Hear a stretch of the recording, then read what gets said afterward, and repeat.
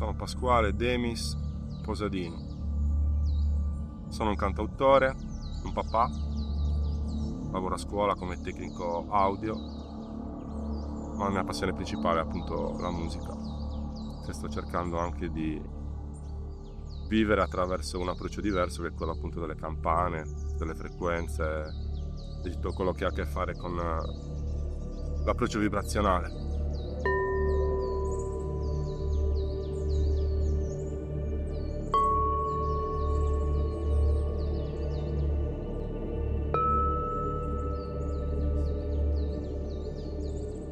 Questi strumenti rappresentano la possibilità di esplorare il suono paradossalmente in una maniera nuova, che poi in realtà è una maniera antichissima. La peculiarità di questi strumenti intanto è che ognuno produce una polifonia di suoni, cioè ognuno non produce un solo suono ma diversi suoni. E già questo rende le campane, che si tratti di campane di cristallo o di campane tibetane classiche, già questo rende questo strumento molto interessante.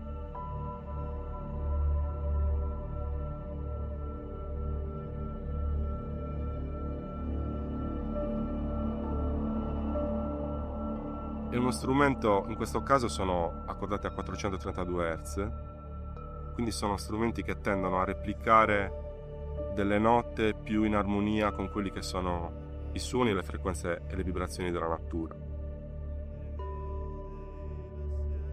A volte questi momenti in cui magari si ha una forte connessione con il suono, con la nostra espressività, sono dei momenti speciali. Sono dei momenti in cui quasi ci sentiamo extraordinari, no? Cioè extraordinari nel senso di fuori dalla normalità.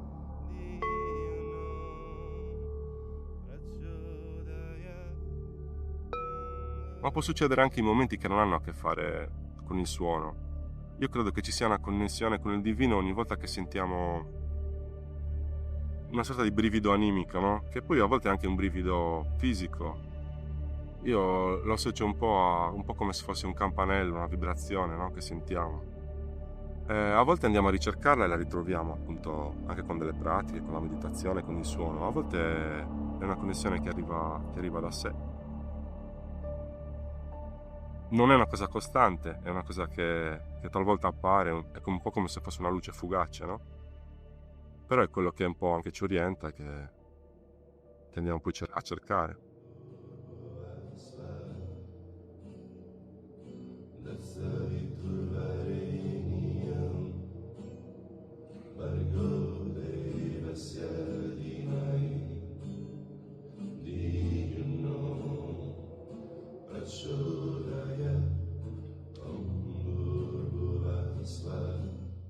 Questo mantra è rivolto al sole. Il sole in tutte le culture antiche è sempre stato un po' considerato la parte maschile del divino, no? Quando parliamo di energie, di solito al sole associamo l'energia, il più, no? L'energia creatrice. E alla terra invece associamo l'energia femminile, come se fosse il sole il più e la terra il meno. E tra questi due poli si creasse la vita. È un po' come celebrare il nostro padre, no? Il nostro padre spirituale. Se non abbiamo per forza un riferimento religioso in termini di un nome preciso, se non attingiamo per forza a una religione, forse è il modo più naturale, più semplice di ringraziare veramente il divino e quel divino che possiamo conoscere e vivere tutti i giorni.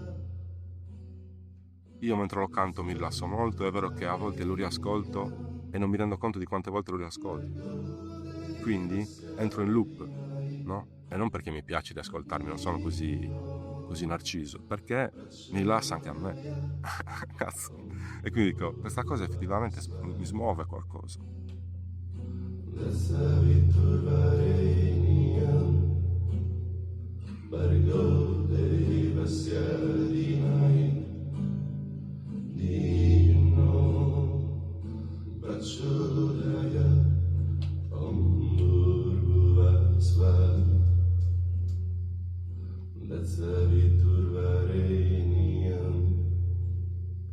Largo dei vestiali mai di un braccio